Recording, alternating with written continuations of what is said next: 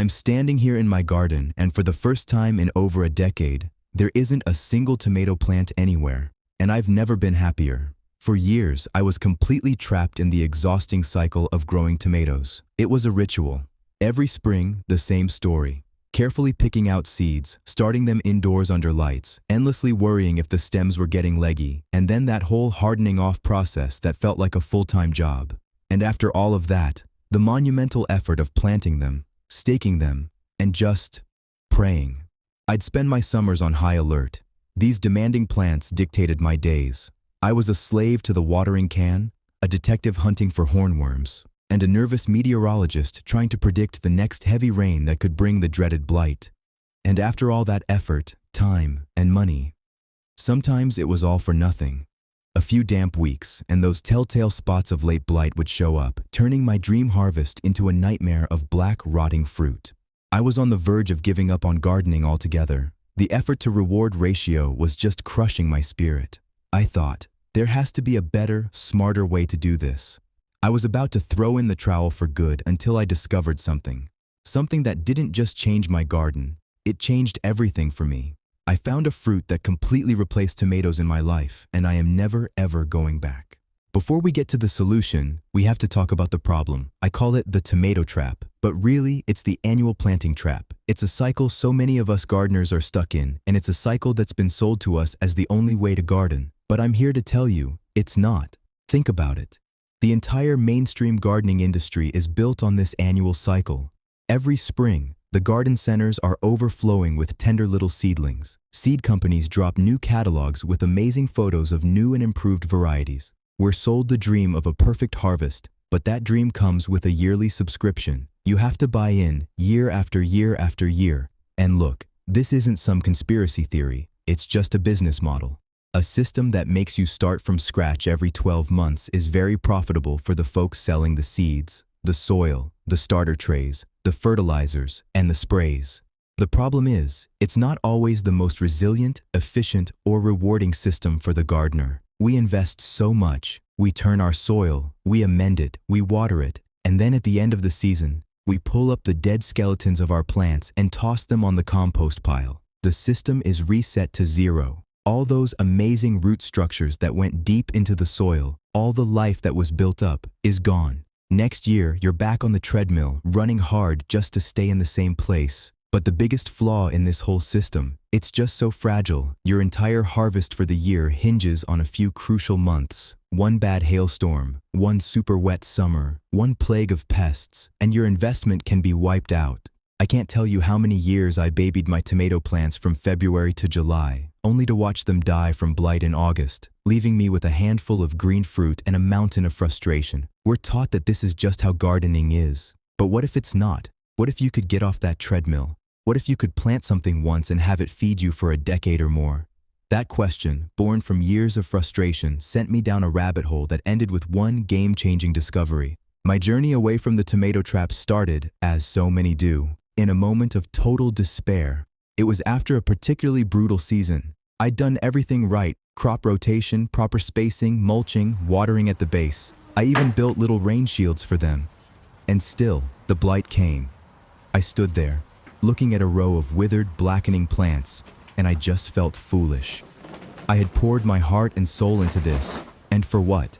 I started to question the whole thing. Why was I working so hard to grow this one, incredibly fussy plant? Just because everyone else does? I started thinking about what I really wanted from my garden. I wanted resilience. I wanted something I didn't have to start from seed every single year. I wanted a plant that would build a deep, permanent root system, making it tougher against drought and less needy.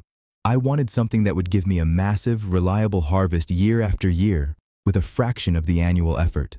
I wanted to build a food system, not just plant a seasonal garden. So I started digging, not in the dirt, but in books and old online forums. I searched for perennial vegetables, food forests, and low-maintenance gardening. I found permaculture forums where gardeners in different climates seemed to be working way less than I was, but harvesting way more. And then I saw it. It was just a little mention in an old book about unusual fruits. It was called the tomate de árbol in Spanish, literally the tree tomato. Native to the Andes, it was a plant traditionally cultivated and enjoyed in those regions for generations. It wasn't a fragile vine, but a small, fast-growing tree. It was in the same family as the tomato, but a completely different species, Solanum bateaceum. You might also see it under its older name, Scyphomandra batacea, in some books. The description was electric. It talked about a shrub-like tree that could have a productive life of 8, 10, maybe even 12 years in perfect conditions. I read that a single mature tree, in the right environment, could produce over 20 kilograms, that's 44 pounds, of fruit in a year, more than a typical family could eat. And the fruit wasn't just some novelty. It was described as having this complex, tangy, sweet tart flavor, like a cross between a passion fruit, a kiwi, and a very bold tomato. This was it. This was the aha moment. A tree that grows something like a tomato, it was so much more interesting. A perennial powerhouse that promised to break the cycle. The name that was adopted for it, a name actually invented in New Zealand back in the 1960s to make it sound more exotic, was the tamarillo.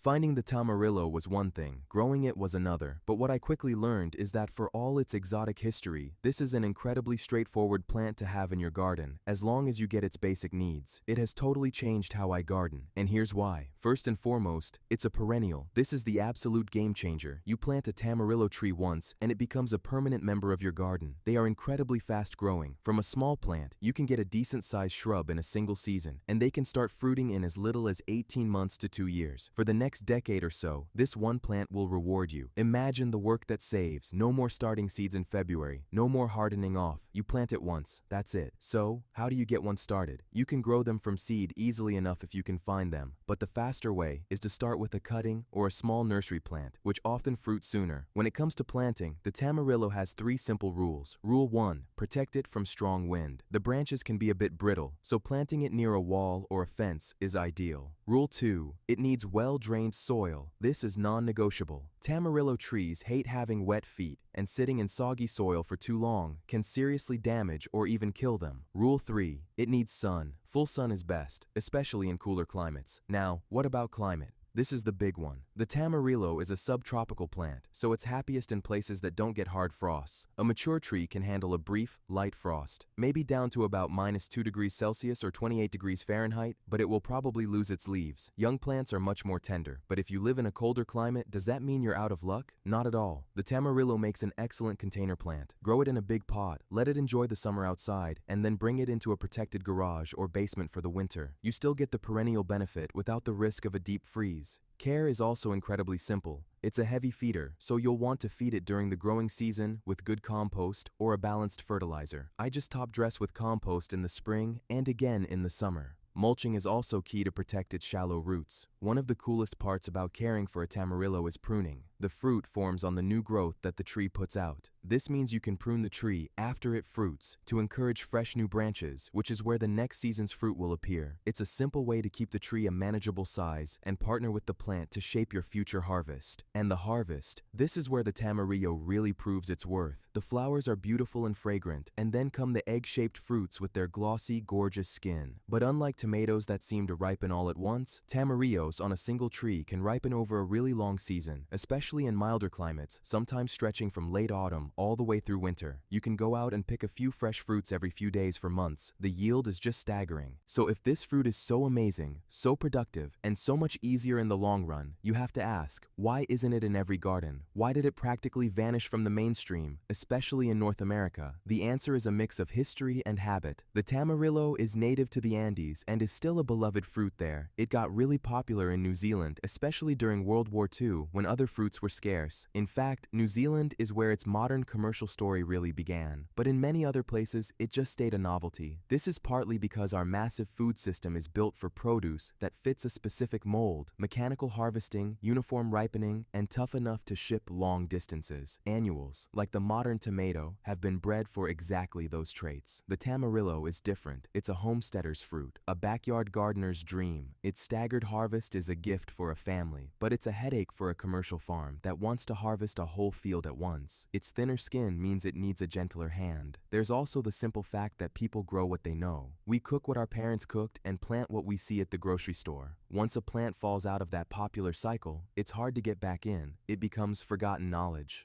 Big box stores won't stock a plant that customers don't ask for, and if they don't stock it, a new generation of gardeners never even knows it exists. This is the hidden cost of our standardized food system. We lose diversity and resilience. We lose incredible plants like the tamarillo that offer a smarter path. By choosing to grow a plant like this, you're not just planting a fruit, you're reclaiming a piece of that forgotten knowledge. You are voting for a more diverse food culture, right in your own backyard. When you grow a tamarillo, you're inviting a whole new world of flavor into your kitchen. The first question is always, what does it taste like? The red varieties have an intense, tangy, complex flavor. Think of a bold, low-acid tomato mixed with passion fruit and kiwi. The yellow and orange kinds are usually a bit milder and sweeter. The number one rule is that you don't eat the skin. It's bitter and tough. The best way to eat it fresh is to just slice it in half and scoop out the pulp with a spoon. It's an amazing snack, but its real superpower is its versatility. Anywhere you'd use a cooked tomato, you can use a tamarillo, and it will bring a depth of flavor that's truly special. It makes the most incredible sauces with a richness and tang that elevates everything. It's fantastic in chutneys and relishes. You can blend it into smoothies, roast it to serve with cheese, or even use it in desserts. I've made a seedless tamarillo jam that is one of the most delicious things I have ever tasted. Now let's tackle that big claim you sometimes see online. The idea that this fruit stores for 6 months. We need to be honest here. A fresh tamarillo will not last for 6 months on your countertop.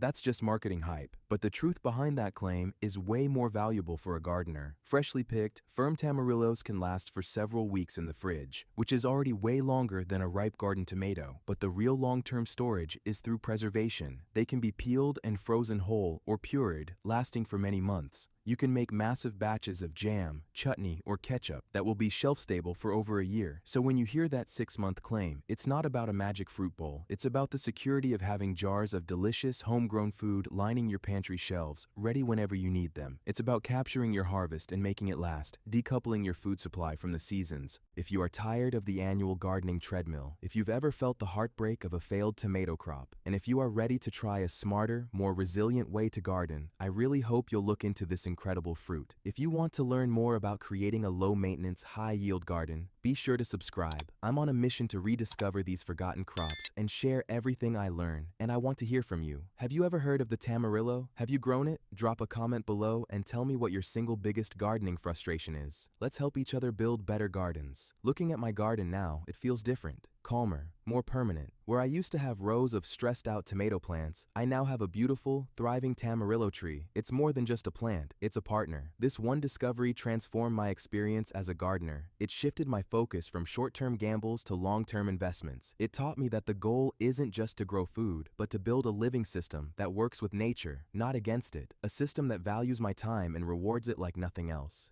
This is about more than just replacing one fruit with another. It's about a new kind of freedom. Freedom from the annual seed catalog, from the spring planting rush, and from the all-or-nothing risk of annual crops. It's the quiet confidence of knowing you have a food source in your backyard that will be there for you year after year, and that is a harvest more valuable than any tomato I have ever grown.